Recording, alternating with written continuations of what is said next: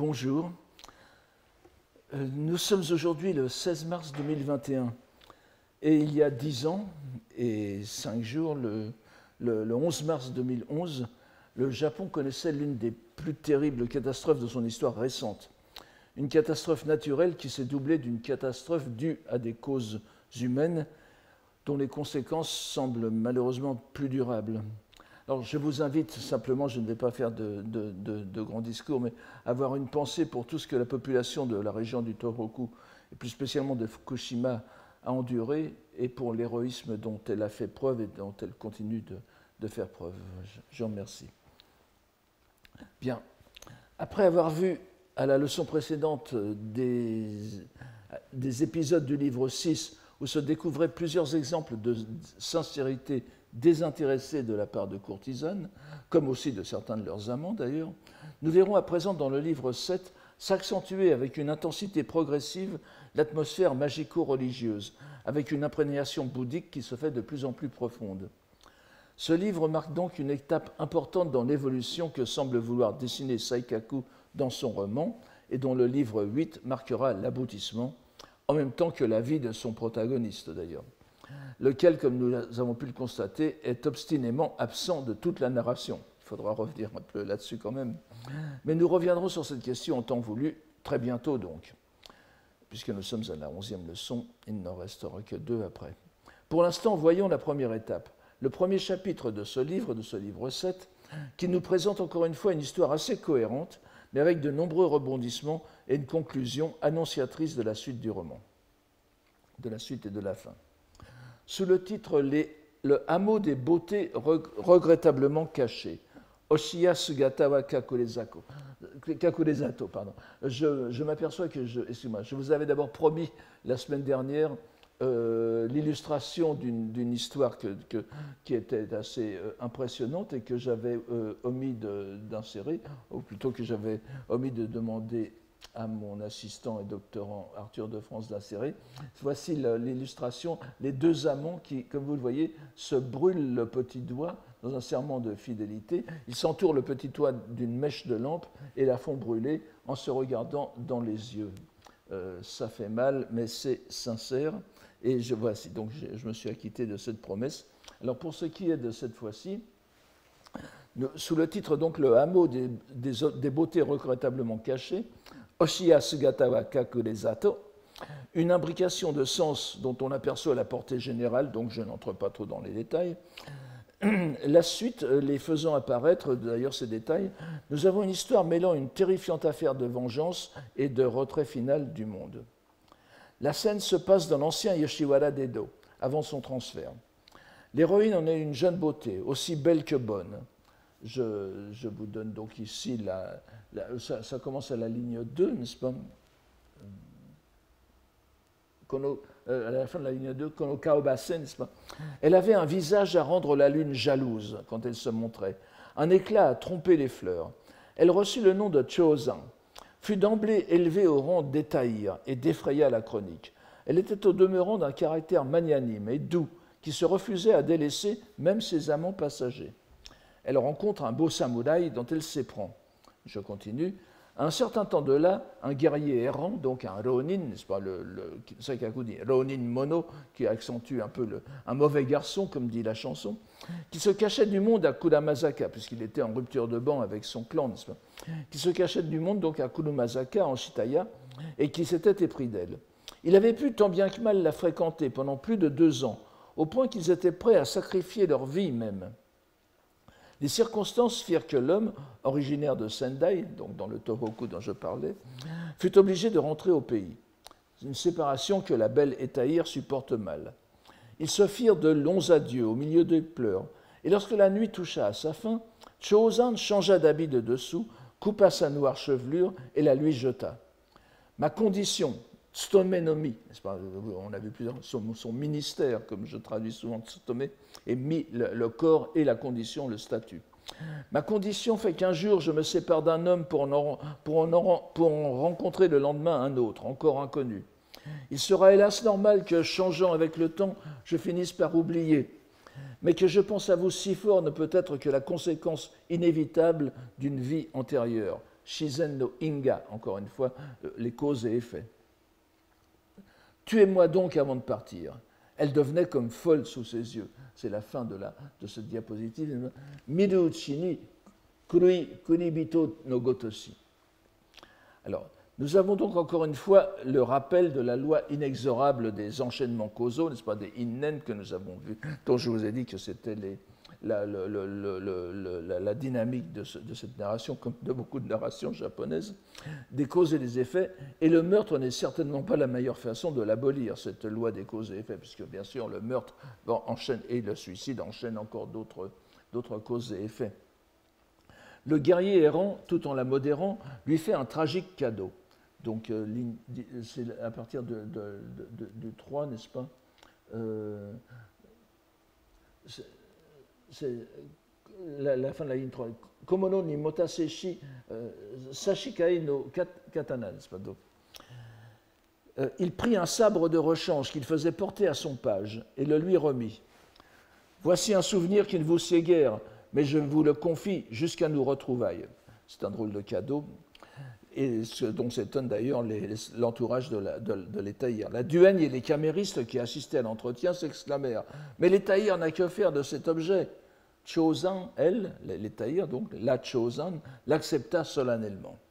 Bien que femme, je trouve qu'il est veule pour mettre fin à ses jours de se couper la langue, de se pendre ou d'avoir recours au rasoir. J'aurais sans doute à utiliser cela, donc elle va se suicider en samouraï, en quelque sorte. L'homme, en partant, avait fait allusion à un grand vœu, un daigan, donc, qu'il avait à mener à bien. Ce vœu, nous allons le voir, n'avait aucun caractère religieux, bien au contraire, mais le vocabulaire même situe ce projet au niveau de la pratique religieuse, ce qui fait que la fin en coulera de source. Daigan, évidemment, c'est un terme bouddhique, le grand vœu de faire telle ou telle pratique pour arriver à telle ou telle fin, mais dans l'ordre du salut religieux.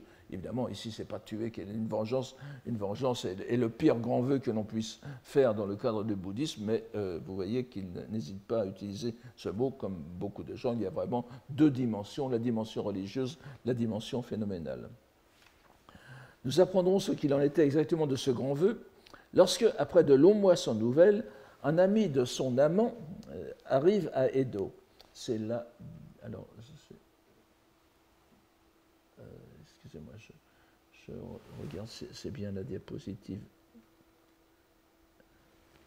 Voilà, diapositive 5, n'est-ce pas? Ah, oui, voilà. Un ami de son amant arrive à Edo. Un jour. Ah oui, oui, oui. Excusez-moi, je voyais mal. Oui. Monomou Odikara, oui, c'est bien par là, ça commence dès la première ligne. Un jour où il était plongé dans ses pensées, survint un pays au sens rural d'autrefois, n'est-ce pas, en japonais, Kunitomodachi, donc quelqu'un de la même province que son amant. Donc, survint un pays de son amant qu'elle avait vu auparavant 2 ou 3 fois avec lui, un certain Tsugawa Sasuke. Toute heureuse de sa visite, elle lui demanda des nouvelles du sieur Kakuya. Nous apprenons ainsi son nom. La première fois, jusqu'à maintenant, son nom n'était pas donné. Alors, je suppose que c'est par hasard, mais avec Saikaku, on se demande toujours où est le hasard. C'est le même nom qu'avait une petite camériste dans un épisode précédent, dont vous vous souvenez peut-être. Et le pays, donc, lui révèle les raisons de son absence puis de son silence. Ce bas monde, lui répondit-il, repose sur 2 principes, l'amour, koi, et l'impermanence, mujo. Après avoir quitté vous voyez, il commence à annoncer, il commence à préparer la suite. Après avoir quitté ce quartier, il était rentré en cachette dans son village pour tendre une embuscade à Hosoi Jisuke, l'ennemi de son frère aîné, dont il devait tirer vengeance. Donc le frère aîné de Kakuya avait certainement été tué par ce sinistre Jisuke, et en bon frère cadet, Kakuya s'était juré d'en tirer vengeance. Vous savez que ce n'était pas encore le cas, sans doute à cette époque-là, il faudrait que je vérifie, mais la vengeance légitime, donc le crime d'honneur, en quelque sorte, était parfaitement légal au Japon, du moment qu'il était bien expliqué, au point même qu'on avait fini, un peu comme les duels à l'époque des Trois Mousquetaires, n'est-ce pas, le gouvernement, le shogunat avait fini par le régulariser, et vous aviez, alors, non pas des attestations de sortie, mais des attestations de vengeance. Vous alliez au commissariat, enfin, chez le Bugyo du coin, retirer un document qui une sorte de blanc-seing pour la vengeance et limité, c'est-à-dire il fallait donner l'identité de celui que vous alliez tuer, et puis alors selon les circonstances, quelles autres personnes vous alliez mettre dans le package, n'est-ce pas? Donc c'était parfaitement légitime. Donc il était rentré en cachette dans son village pour tendre une embuscade à Hosoi Jisuke, l'ennemi de son frère aîné, dont il devait tirer vengeance. Mais hélas, sa chance avait tourné. Alors qu'une maladie l'empêchait de voir clairement des deux yeux, il se rua sur lui avec une trop grande précipitation, se trompa et pourfendit le valet de son adversaire. Ça rappelle un peu une scène de Blazing Saddles, je ne sais pas si vous... Jisuke eut le temps de dégainer. C'est ainsi que Kakuya a malheureusement et un peu bêtement péri, victime d'une vengeance malmenée, Kaeri Uchi, une vengeance à rebours. Pire encore, il n'y a plus moyen de réparer cette analyse, cette injustice, puisque le pays précise, d'autant plus que, comme il n'avait ni femme ni enfant, il n'y a plus aucune raison de s'inquiéter de possibles représailles. S'il avait eu des enfants, évidemment, l'enfant devenu grand aurait repris à son compte la vengeance aurait voulu assurer la vengeance de l'assassinat de son père. Jisuke pourra faire ce qu'il veut, le monde est à lui. Omo mama no Jisuke ga yo no naka, dit la fin du premier paragraphe, n'est-ce pas? Alors, le paragraphe 2, la Chozan semblait à peine concernée par cette relation. Vous voyez, elle dissimule. Elle ne versa point de larmes et se contenta de déclarer, tout en servant tranquillement le vin, le saké, la condition humaine est bien imprévisible. Puis, elle regagna son établissement. Après son départ, l'autre ne put s'empêcher de rire. Il n'y a vraiment rien de plus frivole qu'une courtisane. Voilà toute la compassion dont elle est capable. Il est vrai que s'il lui fallait penser à ceux qui ne viennent plus en raison d'une faillite ou qui, avec l'âge, commencent à réfléchir, elle n'aurait plus de répit. Voilà, donc elle dissimule ce qu'elle pense réellement. Mais la belle n'en pensait pas moins. Quelque temps plus tard, elle vient supplier son employeur, avec une menace voilée de suicide en cas de refus. Donc il va certainement... c'est une menace qui n'est pas à prendre à la légère. Donc, elle vient supplier son employeur de la laisser partir, contre compensation, non pas de quitter le métier, mais pour aller au quartier des plaisirs de Sendai. Donc, elle va dans le Tohoku. Le tenancier, ayant pesé le pour et le contre, la laisse partir. Et là-bas, en province, avec le prestige d'une courtisane de haut rang venue d'Edo, n'est-ce pas, Sendai est quand même la province, elle rencontre vite un grand succès. Mais surtout gagne à sa cause un homme qui est le vivant portrait de son Kakuya, et qui lui-même en fait sa propre cause, n'est-ce pas?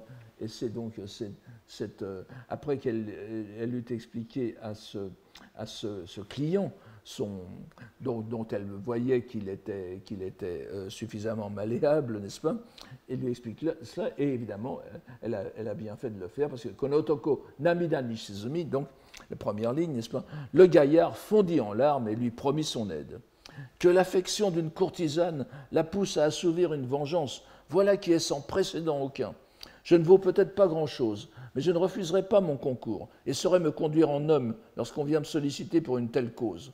D'autant plus que c'est le moment opportun pour frapper. Le dit Jisuke mène à présent grande vie dans le monde flottant.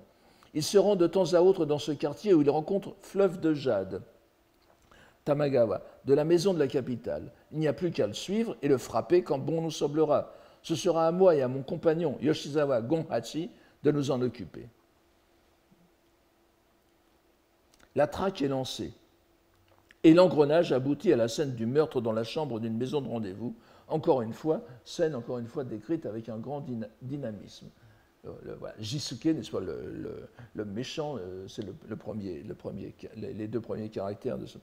Donc, je vous lis ça. Jisuke s'était lancé dans une tractation assez malséante avec Fleuve de Jade, la courtisane. Bon, c'était quelque chose de mesquin. Vous savez, Saikaku déteste la mesquinerie des clients. Tout un chacun pouvait l'entendre de la pièce voisine, et il s'attira pas mal d'hostilité. Fleuve de Jade, irrité, quitta la couche. Quand elle fut sortie, la Chozan, donc les tailleurs vengeresses, s'assura que l'homme était bien couché et le pourfendit de son sabre, utilisé pour la toute première fois, c'est quand même fort, n'est-ce pas, en criant « Voici la vengeance de l'amante de Kakuya, Kakuya ga onna ga utsuzo ». De la pénombre surgit Gonhachi, déguisé en ascète montagnard, en Yamabushi. C'est un déguisement très pratique. Les Yamabushi étaient des pèlerins, n'est-ce pas? Ils bougeaient tout le temps, donc ils n'étaient pas assignés à résidence. Et c'était souvent des gens qui étaient en délicatesse avec les autorités de leur localité, n'est-ce pas, du seigneur du coin, etc. C'était le meilleur moyen de partir. Donc, déguisé en ascète montagnard, alors il surgit Gonhachi pour porter le coup de grâce, avant de jeter un vêtement sur la veilleuse proche et s'enfuir par une venelle. Tout l'établissement fut saisi d'émoi, et on se lança en masse à sa poursuite. Mais Gonhachi avait préparé son affaire avec la Chozan. Il la cacha dans un coffre, donc un coffre certainement à roulettes, et disparut avec elle. On la chercha. S'étonnant de ne plus la voir. Mais les investigations ne menèrent nulle part.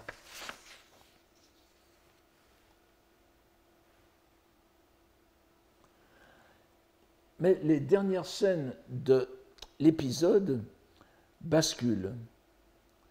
Tout d'abord dans le surnaturel, puis dans le religieux.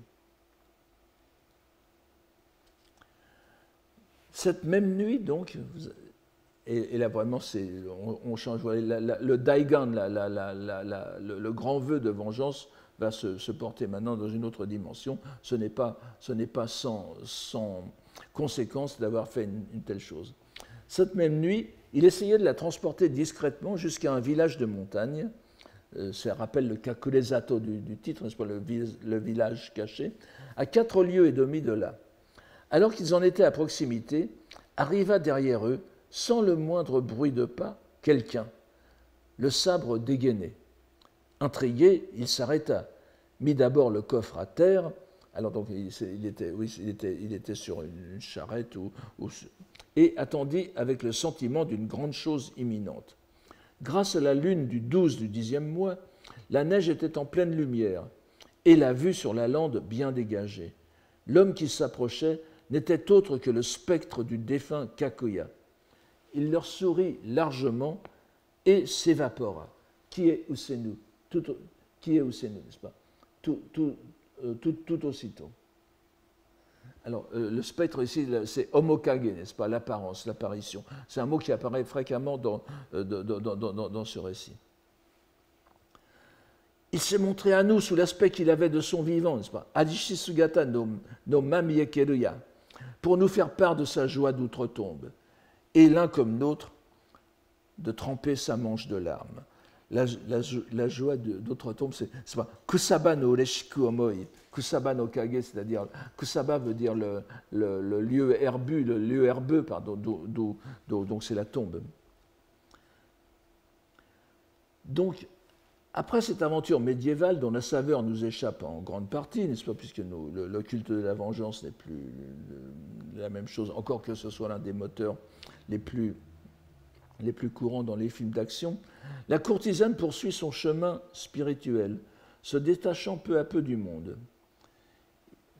Alors c'est le paragraphe -2 de ce passage. Ils arrivèrent enfin au village, où ils vécurent dans le plus grand anonymat. Donc, Fukakumi o Kakusedomo.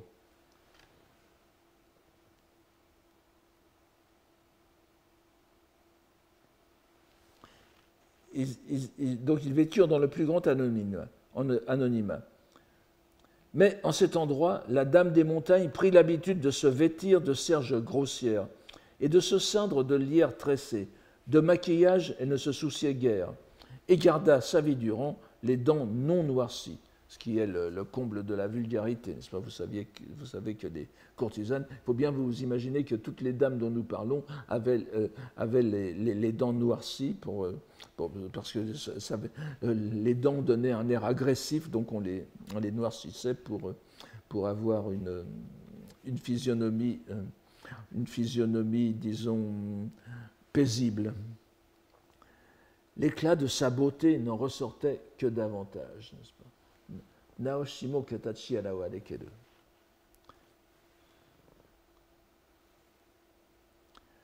Elle prend donc l'allure d'une immortelle cette fois, d'une immortelle taoïste, n'est-ce pas? Elle s'habille elle n'est pas habillée en religieuse, elle est habillée en femme des montagnes, n'est-ce pas? Immortelle, c'est Yama no Hito. Et c'est d'ailleurs le commentateur moderne Fuji Akio qui fait cette remarque. Mais ça ne s'arrête pas là, puisque dans le second paragraphe, donc ici, et la Chozan donc franchit les toutes dernières limites, le tout dernier pas. Après cette espèce de retraite dans la montagne, elle passe à la vraie vie religieuse.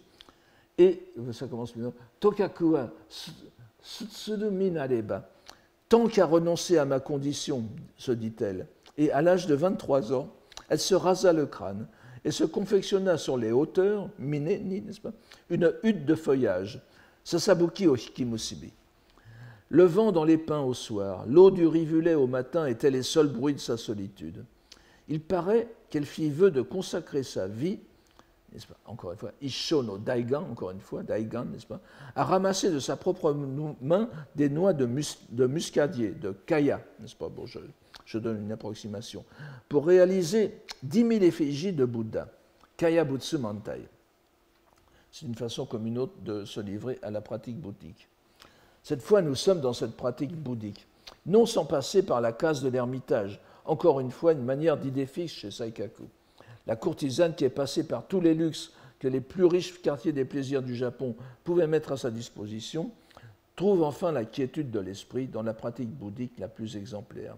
Et l'on ne peut manquer de remarquer, bien sûr, que le dernier mot du chapitre, en japonais, est Daigan, Isho no Daigan Tozo. Le grand vœu d'une vie, cette fois pris dans son acception le plus légitimement bouddhique.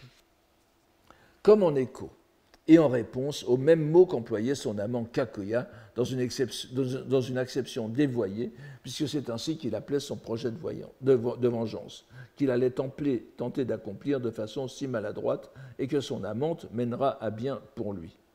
Désormais seule, elle redonne à l'expression son vrai sens, qui ne peut que se reporter à la libération bouddhique. Revenu de l'amour, revenu du meurtre, c'est chaud, n'est-ce pas, tuer la vie, comme dit le terme sino-japonais, qui est l'un des plus grands crimes possibles dans le bouddhisme. Donc, elle est aussi probablement revenue à la vie solitaire. Donc. Et elle montre au lecteur ainsi ce qu'est la vraie vie.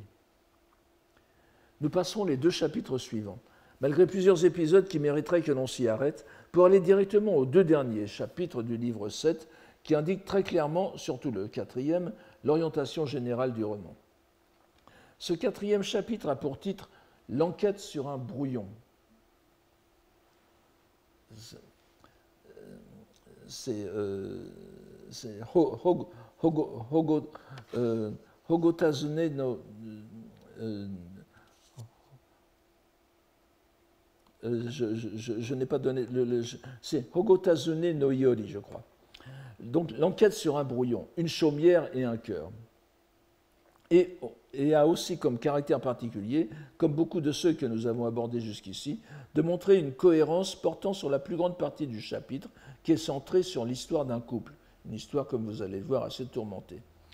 Après les digressions d'usage, le récit nous montre au Yoshiwara, donc à Edo, un petit groupe de fêtards au petit matin, jouissant des after hours, on dirait, du quartier des plaisirs, et qui surprend l'une de ces selles qui font le sel de ce village, voici, donc ici. À l'étage de la maison du lierre, Tsutaya, Izutsu, c'est le nom de la courtisane héroïne de l'épisode. Vous voyez, ça commence toujours, c'est toujours la même chose, nous le verrons encore dans le chapitre d'après, toujours un petit groupe de fêtards qui se promènent, qui se baladent dans le quartier des plaisirs, qui voient toutes sortes de petites scénettes que Saikaku énumère, et puis l'attention se fixe sur une scénette et on va commencer à dévider le fil de l'histoire. Donc, à l'étage de la maison du lierre, Izutsu, nom de cette courtisane, en simple courte manche blanc, comme à peine sortie de la couche, faisait pendre sa ceinture par-dessus l'auvent. Un vieux truc, n'est-ce pas, le hobby est très long à cette époque, ça pouvait servir et le premier étage des maisons japonaises n'est pas, lui, très haut, donc pour faire passer des messages et tout ça, il suffisait de se servir de la ceinture, du hobby, donc comme monte-charge. Et donc, elle laissait pendre sa ceinture par-dessus l'auvent. L'intérêt fut éveillé. On regarda plus attentivement. Comme de bien entendu, le gaillard qui nouait une lettre à l'extrémité du hobby n'était autre que Jinzaemon du quartier d'Edo. C'est donc, voilà, nous avons les deux protagonistes, Izutsu et Jinzaemon, dans un épisode qui ressemble un peu à Roméo et Juliette cette fois. La courtisane, ainsi surprise, comme elle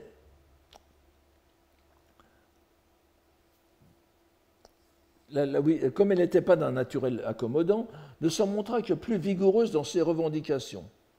Même ainsi surpris au beau milieu d'un rendez-vous secret, ils ne voulurent pas renoncer, malgré les...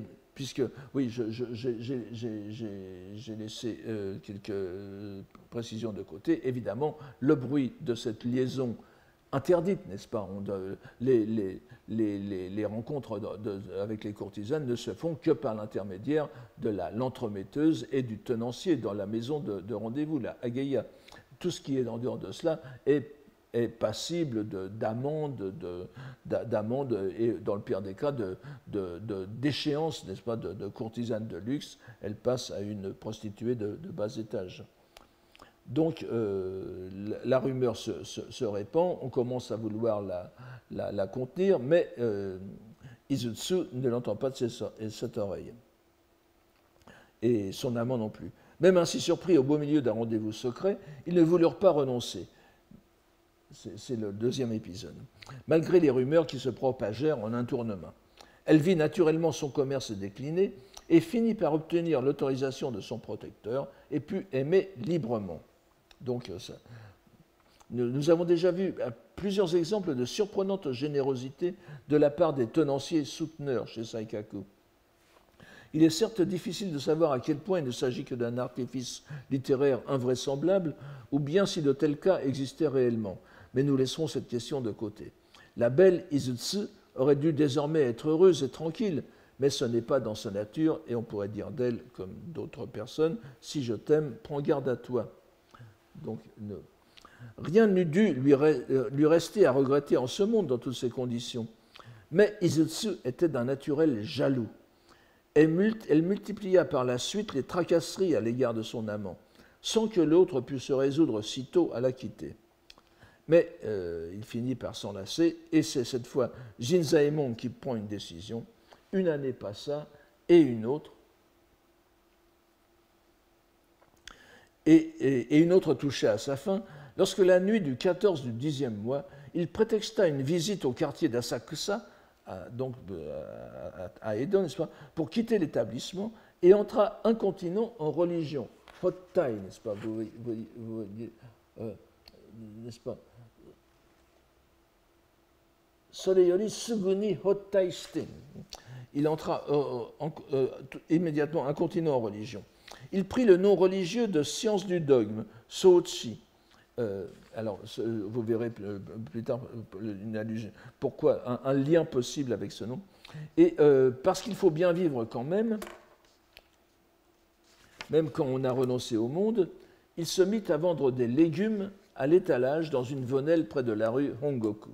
Il passait ainsi ses jours dans la plus profonde retraite, Fukaku Shinobite, c'est pas une, enfin, il se cache, n'est-ce pas? Shinobu, comme un mot que nous voyons constamment dans ces narrations, c'est le fait de ne pas être en public, alors, ou de subir quelque chose.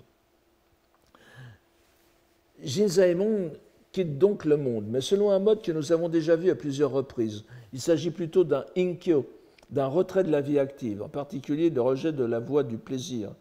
Et nous voyons que Jinzaemon est ici une sorte de frère convers, menant une vie intermédiaire entre celle du religieux errant, du hijiri, et celle du pieux laïque, du koji. Dégoûté désormais, il vit dans la clandestinité du monde le shinobi, mais bien évidemment, l'Izutsu ne l'entend pas de cette oreille. C'est le paragraphe 3, le dernier paragraphe, n'est-ce pas? Mais Izutsu brûlait d'amour pour le gaillard. Et lorsqu'elle lui vend de ce qu'il eût quitté l'état laïque, choqué, dit le texte, n'est-ce pas? C'est quand même un terme très religieux. Elle décida de prendre le même état, Waremo sono mito. Elle coupa sa noire chevelure, quitta les trois landes, Sanya, c'est une appellation courante du quartier de Yoshiwara, et pendant plus d'un an se lança à sa recherche, allant jusqu'aux barrières de la province. Il n'était pas si loin en réalité. Ainsi, ce sont à présent les deux protagonistes qui ont renoncé au monde. Mais nous voyons encore une fois le redoutable humour paradoxal de Saikaku. L'entrée en religion de la courtisane n'est qu'un moyen pour se consacrer à assouvir sa passion. Et nous tombons presque aussitôt dans la magie la plus sombre. C'est l'essentiel de ce dernier paragraphe. Il s'était donc enfui en une contrée lointaine. Elle lui en voulut fort. 100 jours durant, elle se rendit prier au sanctuaire de la divinité aux 7 visages. Alors voilà, oui. Vous voyez, Nanaomote no Myojin, qui est la lecture japonaise de Shichimen Daimyojin, qui est un temple du voisinage, mais où est honorée une divinité gardienne du célèbre Kuonji, n'est-ce pas, du Minobusan, c'est-à-dire le monastère principal de l'école de Nichiren, n'est-ce pas? Et alors cette divinité, qui est une divinité aquatique, est considérée comme une émanation de Benzaiten. Bon, je vous épargne les détails simplement, il faut savoir que ce Shichimen Daimyojin, donc littéralement le dieu de sapience aux sept faces, était venu écouter les sermons de Nichiren, qui se doutait bien que, sous le trait d'une très jolie jeune fille, il se doutait bien qu'il y avait anguille sous roche, si on peut dire. C'était plus qu'anguille sous roche, c'était plutôt dragon sous les eaux, parce que c'était la divinité qui habitait dans un lac voisin du Kuonji, enfin du lieu où pratiquait Nichiren. Nichiren finit par la suivre, la découvrir, et comme il arrive souvent, elle se voue désormais à la protection de l'école. C'était un dragon rouge, Koryu, n'est-ce pas? Alors évidemment, le fait qu'on l'associe à cette dragonne ici montre bien son caractère, n'est-ce pas? Donc, 100 jours durant, elle se rendit prier au sanctuaire de la divinité aux 7 visages et se piquant chaque jour une aiguille dans le doigt. Si vous ne faites pas que je le retrouve, je me transformerai immédiatement en dragon de feu, Karyu, n'est-ce pas, Shinotatsu, et me jetterai ainsi dans votre étang. Elle va être encore plus rouge que le dragon rouge de la légende, enfin qui est la source de cette divinité. Et l'herbe du chemin était rouge de son sang, donc de son sang versé par 100 aiguilles. Donc, elle finit presque par désespérer de le retrouver jusqu'au jour où elle rendit visite à l'une des anciennes entremetteuses de son établissement, désormais honnête mère de famille. Afin de traiter dignement Izutsu Lanon, n'est-ce pas, Izutsu Dojin, encore une fois, une appellation de respect pour ceux qui pratiquent la voie bouddhique, elle prépara des gâteaux de riz pour le thé et envoya sa fille acheter du sésame. Alors c'est là que le brouillon du titre apparaît, n'est-ce pas? Vous voyez, nous avons souvent affaire à de l'Alexandre Dumas. Donc vous allez voir comment. Elle envoya sa fille acheter du sésame pour mettre sur les gâteaux. Celle-ci alla justement chez notre marchand de légumes. Donc son Jinzaemon, n'est-ce pas, pour en rapporter dûment enveloppé. Preuve qu'un lien karmique ne vient jamais à l'épuisement. Encore une fois, le en, le saikaku, bon, on l'avait compris, mais il en rajoute, n'est-ce pas? Il donne bien le terme technique. C'est en, c'est encore une fois une relation qui dépasse de beaucoup le simple hasard quotidien. En regardant le papier d'emballage, Izutsu reconnut un brouillon qu'elle avait écrit elle-même du nouveau recueil de poèmes anciens et modernes, le Shinkokinshu, vous savez, ce grand recueil des environs de l'an 1200 qui clôture les 8 premiers recueils impériaux poétiques. Fort intriguée, elle se rendit à l'établissement. Elle surprit Jinzaemon, métamorphosé, en train d'arranger du persil de sa propre main. Vous voyez, c'est très terre à terre. Elle lui en voulut tant alors que la cloche de la 3e rue eût pu se transformer en eau chaude. Et c'est encore une fois une allusion cette fois c'est un serpent, une femme serpent qui était amoureuse, enfin une femme qui était amoureuse d'un moine du Dojoji, n'est-ce pas, ce que je vous donne ici en dernier, et qui avait fini par l'entourer alors qu'il s'était réfugié sous une cloche, de transformer en serpent brûlant. Elle faisait brûler la cloche, n'est-ce pas? Donc, et c'est évidemment une allusion à cela. La femme jalouse est incendiaire, si on peut dire.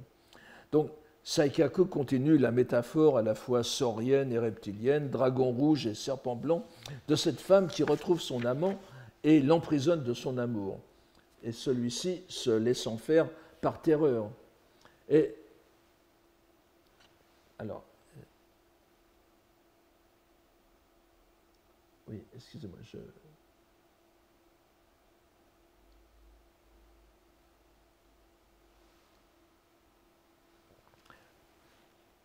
Oui, je vous donne donc. Elle lui fait. Ah oui, voilà, c'était ça.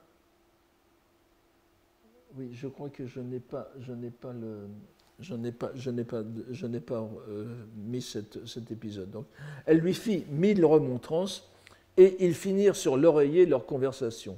Même là, il sentit encore la peur le gagner. Et plus d'une fois, au cours de la nuit, il manqua défaillir. Vous voyez que c'est vraiment un amour qui est un peu particulier. À bien réfléchir sur le début de leur engagement, sur les débuts de leur engagement amoureux, qu'elle en fût venue à se montrer jalouse d'un homme qui avait commerce avec elle, et qu'elle supporta aussi mal, dans l'ardeur de sa flamme, de ne pas le voir ou d'entendre, ne fût-ce qu'un temps, ne peut s'expliquer que par un lien singulier provenant d'une vie antérieure. O katanaranu inga nari, n'est-ce pas? Encore une fois, c'est quelque chose que c'est le même inga que nous avons vu tout à l'heure, le terme technique pour la loi des causes et effets. Encore une fois, l'enchaînement causal, donc qui est le moteur de la vie et des narrations de Saikaku. Tout cela est donc très mal parti. Mais Saikaku ne veut pas faire un portrait à charge de la courtisane et tente d'expliquer au lecteur la tournure de ses pensées. Cette femme n'était pas d'un naturel mauvais, non plus que de figure désagréable. Tous en faisaient l'éloge. Elle excellait en tout, était fort versée dans la voie de la poésie du Japon. Vous voyez, il y a Shikishima no Michi, encore une fois une voix japonaise, vous vous souvenez, j'avais fait allusion à l'importance des 3 voix chez Saikaku. Vous avez la voix du bouddhisme, Butsudo, Hotoke no Michi, et vous avez la voix de la poésie, Uta no Michi, Kado, dont Shikishima no Michi est une autre appellation, et puis vous avez Iro no Michi, la voix du désir, Shikido, n'est-ce pas, qui se présente donc comme une pseudo-voix aussi. Et comme vous le savez, comme je vous l'ai déjà dit plusieurs fois, la voix de la poésie et la voix du bouddhisme sont assimilées. Et Saikaku essaye de montrer que cette voie du plaisir est en quelque sorte parallèle, mais elle ne va qu'à ce genre de situation. Tous en faisaient l'éloge. Donc, elle excellait en tout, était fort versée dans la voie de la poésie du Japon, et l'on eût été en peine de lui trouver la moindre lacune. Mais elle était par trop préoccupée de sa personne.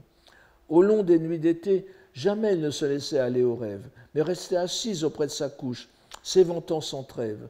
Le jour venu, elle arrachait en soupirant ses rares cheveux blancs, et lorsqu'il devait s'absenter, elle attendait son retour sur le seuil, hors d'elle-même à la pensée qu'il ne la voyait pas en réalité. Utsusunimo waremo minu mao uramu. Et cette réflexion qui ne la voyait pas en réalité, Utsutsu, va être aussi en même temps une allusion à la suite ici. Amour absolu, certes, mais il semble difficile ou pénible d'en être l'objet. Et Saikaku, après cette brève description de la femme, passe à son homme. Tout cela provenait bien sûr d'une passion qui n'était pas peu profonde. Mais l'homme commençait à s'en lasser. Il lui devenait de plus en plus pénible de revoir son visage, comme dans la chanson de Brassens. Ces choses-là arrivent en effet. Dans la vie, il arrive que l'on se sépare même d'une épouse dont on a eu des enfants. Et vous voyez que pour dire dans la vie, ici il dit seijo, n'est-ce pas? Yonoue à l'avant-dernière ligne. Seijo ni kono no arunaka, etc. Donc c'est la vie, la vraie vie en quelque sorte, qui n'est pas celle du kurua. Et le courageux amant de s'enfuir enfin.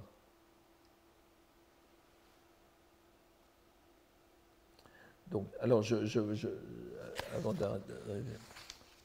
Donc, il s'enfuit enfin. Plus Izutsu la bonzesse, encore une fois, il appelle de plusieurs Doshin, cette fois Bozu, n'est-ce pas?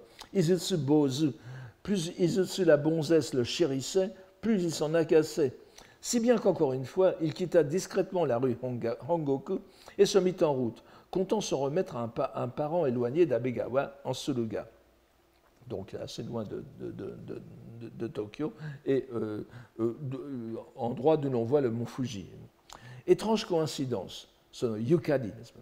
Car autrefois, c'était de cette province que l'on faisait venir les filles aux trois landes d'Edo.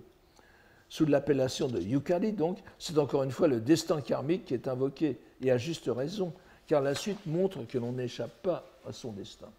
Et c'est ce que je vous donne ici, n'est-ce pas? On se trouvait alors au 9 du 12e mois. Un vent épouvantable balayait les dunes de sable, agitait les pins dans la plaine d'îles flottantes, Ukishima, en Suruga. Aux environs du bois de l'arbre sec, Kogarashi, alors que tout ça, ce sont des lieux poétiques en même temps. N'oubliez pas que Saikaku est un grand poète de haïku, et sa prose est bercée de utamakuda, n'est-ce pas, de toponymes poétiques qui font qu'on a l'impression de lire des fragments de poèmes en lisant ces descriptions.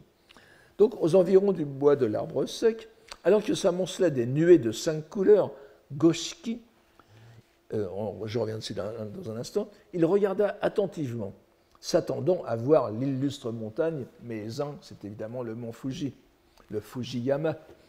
Donc, donc l'illustre montagne.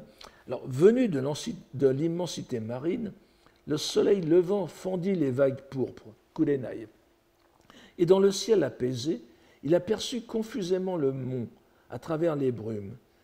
Et, tout éploré, rivalisant dans sa pâleur avec la neige, Izutsu le dévisageait. Il se sentit le cœur défaillir. Se ravisant au bout de quelques instants, il voulut regarder, mais l'apparition n'était plus là. Omokage, vous voyez, c'est le même mot que pour Kakuya tout à l'heure. Voici l'illustration de ce passage. Vous voyez le Jinzaemon qui marche vers sa lointaine province en pensant s'enfuir. Il voit le mont Fuji au loin, et qui se trouve sur le mont Fuji, Izutsu qui le dévisage. Alors évidemment, il y a de quoi être inquiet. Voici donc encore une apparition, de même nature, plus que probablement, que celle dont nous avons déjà été témoins dans le roman, c'est-à-dire des projections d'un esprit, des projections de son propre esprit, n'est-ce pas, obsédé par les passions. Ici, la peur et la mauvaise conscience. Donc, il s'agit donc d'un kokoro dama, n'est-ce pas? Mais sur quel piédestal, puisque ce n'est autre que le mont Fuji. En réalité, cette scène est annonciatrice de celle qui fera l'apothéose et l'apocalypse de tout le roman, au livre 8. Elle l'est d'abord par sa structure apparitionnelle, mais aussi par l'ajout d'un détail important qui sera repris plus tard. Les nuées pentachromatiques, n'est-ce pas, de 5 couleurs, Goshiki no Kumo. Ces 5 couleurs qui sont caractéristiques des ornements de la terre pure d'un Bouddha, d'un Jodo, et tout spécialement de celle du Bouddha Amida. Nous y reviendrons donc en temps voulu, mais gardons ce signe précurseur à l'esprit. La leçon aura porté. L'intrépide Jinzaemon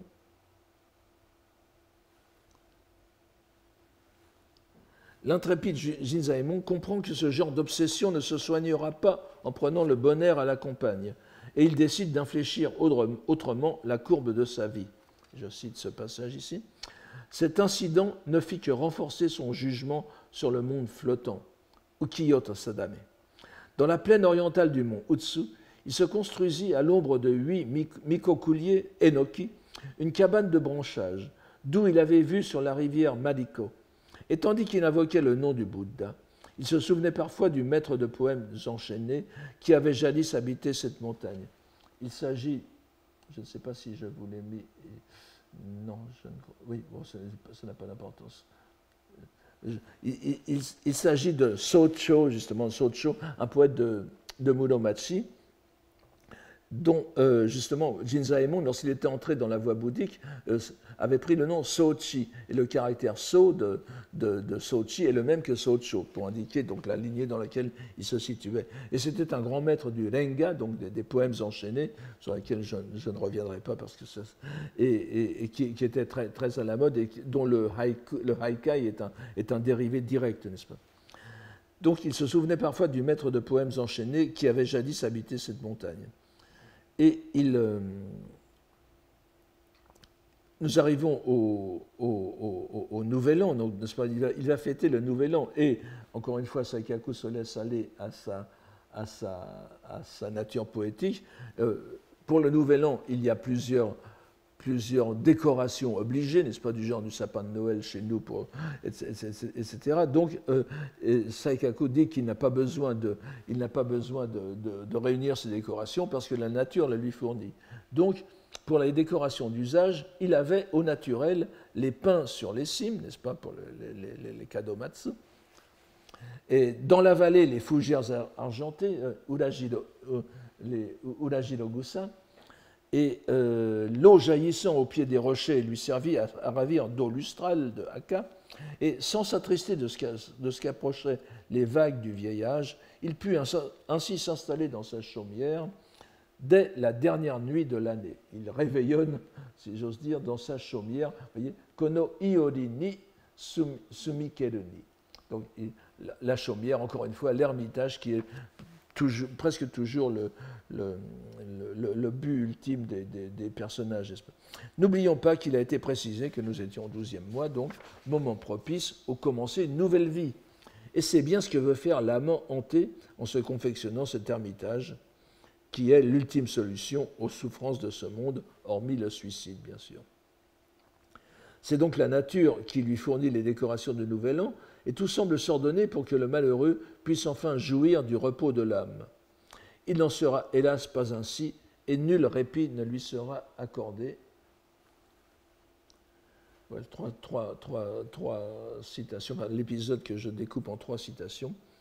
Mais sous la froide fenêtre du mur crépi de frais, Namakabe, Nomado Samuku, il ne trouvait pas le sommeil. Tandis qu'il songeait à son nouvel état, où même en rêve nul rencontre n'a lieu, bon, je n'entre pas dans les détails de citation, l'image d'Izutsu lui apparut, d'une intensité toute réelle, Masa Masato Arawade. Elle resta là, sans mot dire, à le tourmenter toute la nuit de sa présence. Le spectre, le Kage cette fois, se dissipa au lever de jour pour le hanter à nouveau chaque soir, ce jusqu'à la fin du second mois. Donc elle revient tous les soirs. Situation typique de hantise subjective dont nous retrouverions des descriptions très voisines dans telle nouvelle d'Anatole France. Vous savez, il y a une nouvelle d'Anatole France où la femme avait un promis, un amant, qui meurt brusquement. Elle veut se consoler quelque temps plus tard dans les bras d'un ami de son amant, mais elle voit à chaque fois qu'ils sont ensemble, elle voit le visage blessé de son ancien amant et elle décide de se séparer du nouveau. Donc il ne reste plus ensuite au destin qu'à suivre son cours. Il n'en dit rien à personne, mais se trouva très ébranlé. Il se mit à dépérir, jusqu'à ce que survint l'issue fatale, Onozukara Kagenimo Shirudu Toki. Sa cabane fut alors ensevelie sous les feuilles et finit par disparaître dans un incendie, réalisant la parabole de la demeure en feu. Vous voyez, Kataku wa Imato, pour ceux qui connaissent le japonais, vous voyez à quel point, dans cette phrase extraordinairement concise et très, très riche en même temps, enfin, c'est tout à fait le style de Saikaku. Donc, réalisant la parabole de la demeure en feu, et c'est la fin de... Donc, sa vie est donc exemplaire de la doctrine bouddhique jusqu'au dernier détail, puisque cette référence est réalisée à l'une... La référence est sous nos yeux, en quelque sorte, à l'une des plus célèbres paraboles du Sutra du Lotus, dont je vous ai parlé plusieurs fois, et vous voyez que Saikaku a constamment cette idée en tête aussi. Mais il restait encore ce que les Anglais appelleraient un loose end, n'est-ce pas, un épisode à finir, et auquel Saikaku s'empresse d'apporter une solution. C'est la dernière citation. Au même jour et à la même heure, Sonoshi Sonokokuni, dit-on, Izutsu, qui se trouvait en Musashi, une région plus près de Tokyo, bien sûr, s'endormit pour toujours. Nemuru ga gotoku, mimakarikeru tonari. Peu d'épisodes dans ce roman sont aussi profondément imprégnés de réminiscences bouddhiques que l'on retrouve dans la diversité des appellations de la vie qu'ont choisi les deux protagonistes, Bozu, Shike, Dojin, etc. Et jusqu'au rappel de l'état global de tout l'univers qui est ici décrit par Saikaku, ce monde du désir qui est comme une demeure en feu. Mais le paradoxe dont se délecte notre auteur est que cet empire des passions gouverne des personnages qui étaient censés s'en mettre à l'abri en s'en remettant à la pratique bouddhique. Nous pouvons voir avec quelle efficacité. L'évocation finale de la chaumière dans ce 4e chapitre entraîne le titre et probablement aussi le contenu du 5e et dernier chapitre du livre 7. Certes, il eût été plus confortable pour un lecteur soucieux de cohérence que ce fut le 4e chapitre qui mena au livre 8. Mais ce 5e chapitre, avec son allure de sarabande drôlatique, dont la toile de fond est la vie religieuse des moines et des moniales, de nom tout au moins, se présente en fin de compte comme une inversion de la vie religieuse qui peut être vue comme une préparation à la scène finale, qui sera aussi une inversion d'un grand motif religieux. C'est pour cela qu'il n'est pas sans intérêt de tâcher d'en donner une idée, aussi décousue qu'elle puisse être. Ce chapitre part donc de... Je ne donnerai plus de citations. Ah si, oui, oui. Ah oui, je vous donne quand même quelques citations. Oui, c'est très bien, je pensais qu'il n'y en avait plus. Mais... Donc ce chapitre part donc de l'évocation de la chaumière ermitage de Jinzaemon, pour reprendre dans le titre une variante du même terme, réminiscence en cherchant un ermitage. Iori osagaseba omoigusa. Iori cette fois. Titre qui reflète bien le caractère éclaté et fragmentaire du chapitre. Mais omoigusa, donc réminiscence va très bien ici. Mais nous n'oublierons pas que l'on peut appliquer les mêmes adjectifs à l'ensemble du roman. Ce qui est digne d'intérêt, répétons-le, c'est l'imbrication avec le monde religieux, qui fait ressortir l'incongruité et la banalité tout ensemble des chemins de vie dans lesquels sont poussés les personnages. La scène se passe d'abord à Osaka, aux environs du Shitennoji, le grand temple d'Osaka, qui est un grand lieu de pèlerinage, de fête, et qui a été réputé être fondé par Shotoku Taishi, n'est-ce pas, dont le 2021 fêtera il est mort en 622, n'est-ce pas, donc ça sera le 1200e anniversaire de la mort. Donc, celle, au pluriel, qui avait renoncé au monde, habitait un endroit surnommé le Saga de Naniwa. Saga, c'est le quartier qui est au sud au sud-ouest de Kyoto, grosso modo, qui était à l'époque, qui est encore maintenant une très belle région de beauté naturelle et de temples, et qui était aussi une région où l'on s'isolait du monde, n'est-ce pas? Et Naniwa, c'est évidemment une appellation d'Osaka.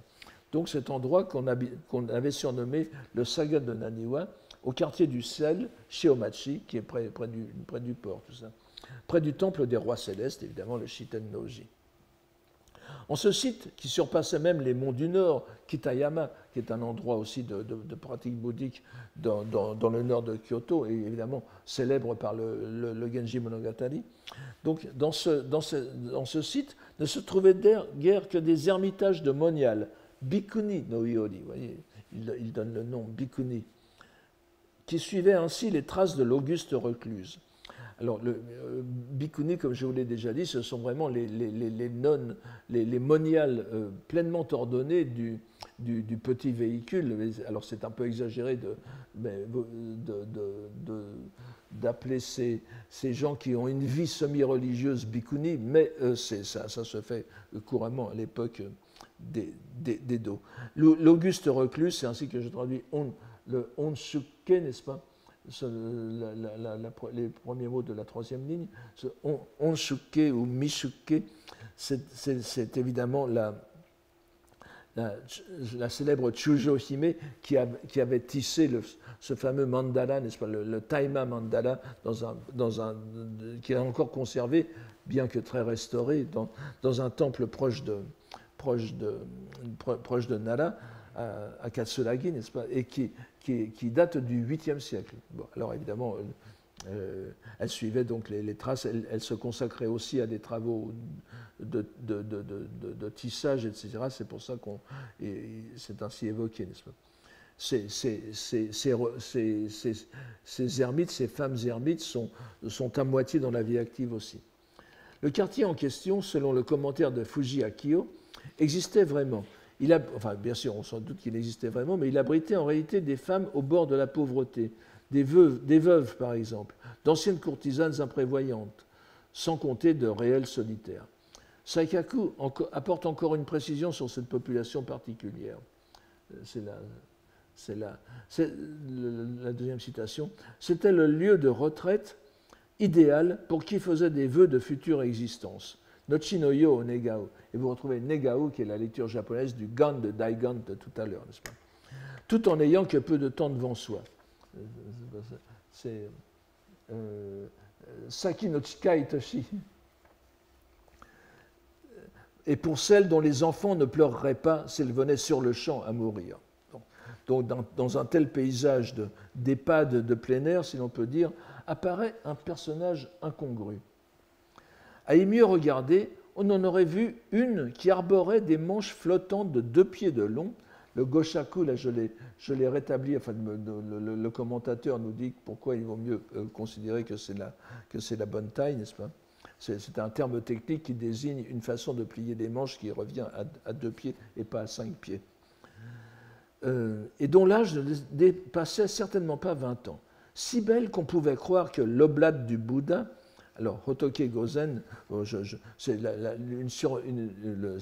Hotoke Gozen, c'était une favorite de Taira no Kiyomori, dont vous connaissez la vie agitée à la fin du XIIe siècle, qui elle-même était une danseuse, une courtisane danseuse, Shirabyoshi, entrée en religion.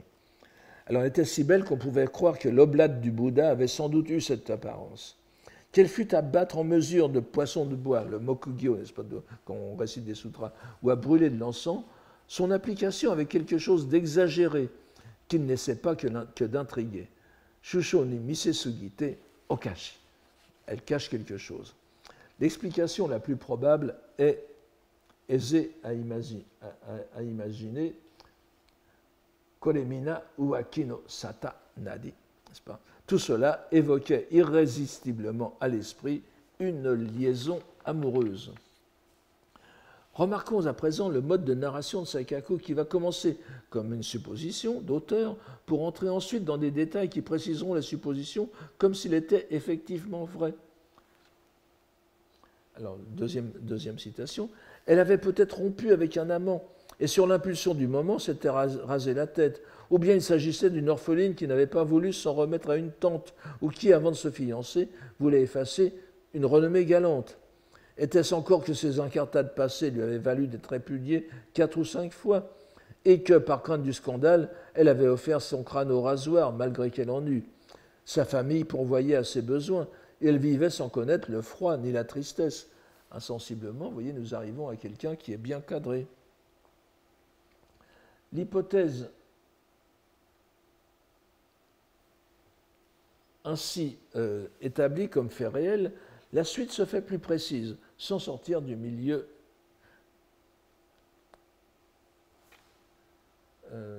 clérical. Excusez-moi.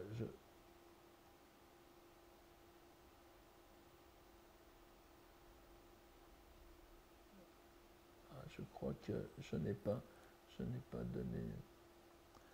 J'ai oublié une citation, je vous la donne ici. Elle avait une nuit prêté l'oreille aux injonctions d'un religieux licencieux, un ukiyobose donc, qui lui rappelait que le paradis était ici même. Gokuraku wa kokoyo. Je ne sais pas où. Non.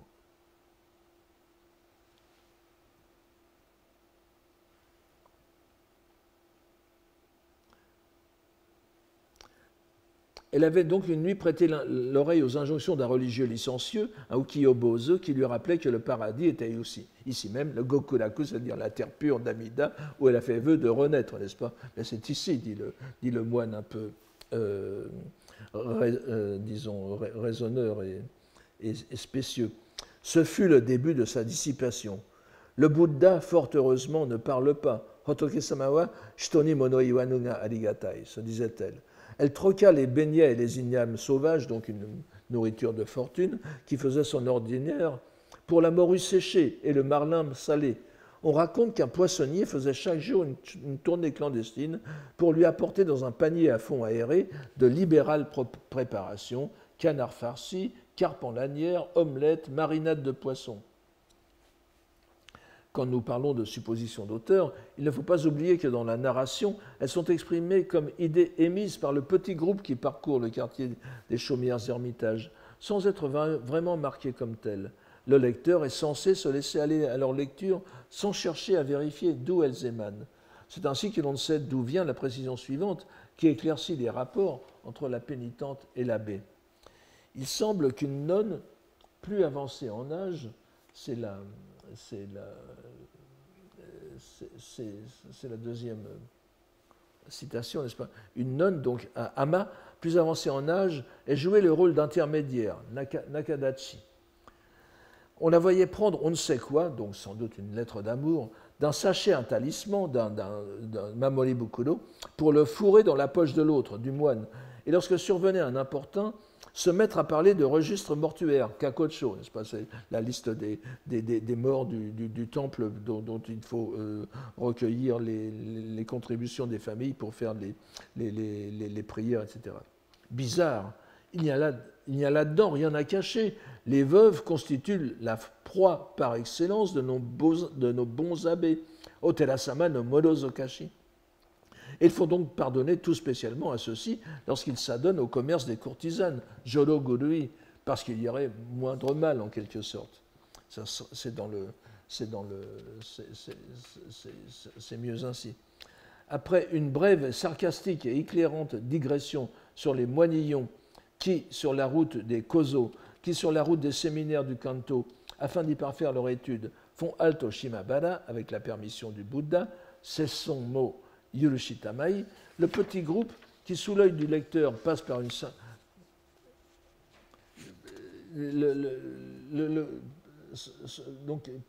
sous l'œil du lecteur, passe par une singulière abbaye de Thélème. Je vous donne encore cette dernière citation. Admirons donc un monastère paillard, Namagusadera, en plein essor, se dirent-ils en le longeant.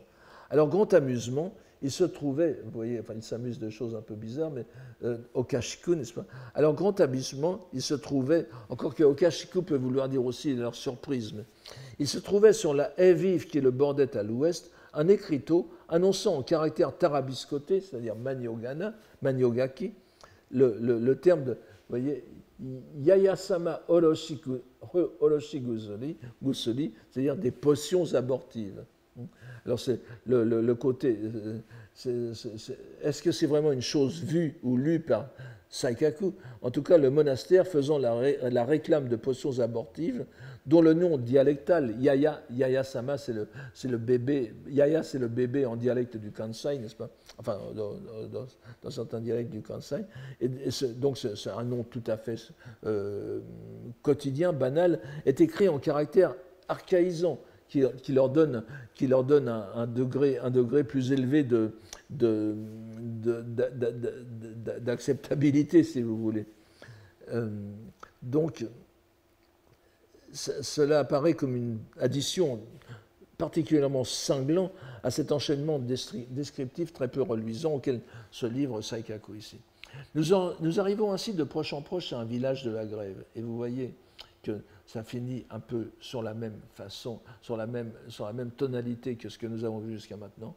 On battait là, sur la Grève, à longueur de journée, la cloche liturgique, le kane, n'est-ce pas? Tandis qu'une voix douce et digne récitait l'invocation de Bouddha en 1000 jours, Sennichi no Nembutsu. L'ermite n'était autre que Kumenosuke, l'ancienne courtisane du quartier des plaisirs de Sakai, à Osaka.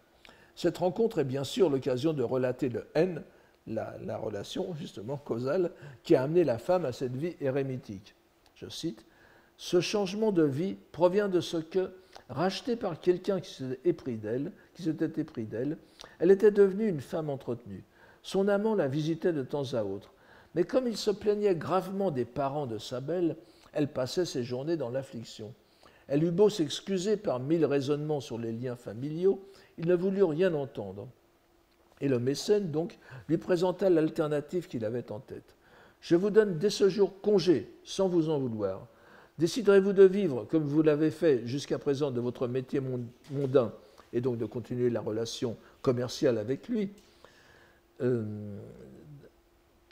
et de ne plus voir vos parents, ou bien renoncerez-vous au monde pour vous adonner à la piété filiale, Oyako no Katarai. Ce sera à vous de décider. » Elle le remercia de la longue bienveillance qu'il avait eue à son égard, lui promit qu'elle ne le trahirait point et qu'il était impensable qu'elle eût un autre amant. Donc elle prend la seconde solution. Sous ses yeux, elle coupa la chevelure qui assurait son ministère et revêtit l'habit préparé de longue date. L'amant, tous ses doutes dissipés, versa des torrents de larmes, tandis que la renommée de la femme se répandait du nord au sud. Vous voyez, c'est une histoire aussi de contrat à l'amiable et d'une grande générosité. Mais c'est en même temps un singulier marché qui est ainsi proposé. Quitter la famille, n'est-ce pas? C'est un terme que nous avons vu plusieurs fois, shike, qui veut dire littéralement, le fait d'entrer en religion, en sino-japonais, se dit quitter la maison, la famille. Donc elle quitte la famille afin de pouvoir fréquenter ses parents, que le mécène ne souffrait plus. Il y a là une contradiction dans les termes que Saikaku ne semble pas relever. Mais il faut toujours se méfier avec lui. Ce qui est révélateur en tout cas de la mentalité qui prévalait à l'époque dans la vie religieuse. Pour le mécène, il s'agissait tout simplement de cesser le commerce des hommes, de se mettre en retraite, et non de rompre tout lien avec la famille. Mais ici encore, dans le dernier chapitre, si l'on néglige la brève scène finale de beuverie du petit groupe, donc dans ce dernier épisode du dernier chapitre de l'avant-dernier livre, nous avons la vie bouddhique présentée comme la voie, somme toute, la plus recommandable pour sortir de ce monde du clinquant et du faux semblant. Il nous reste maintenant à aborder le dernier livre où cette voie sera consommée, et je vous remercie pour aujourd'hui.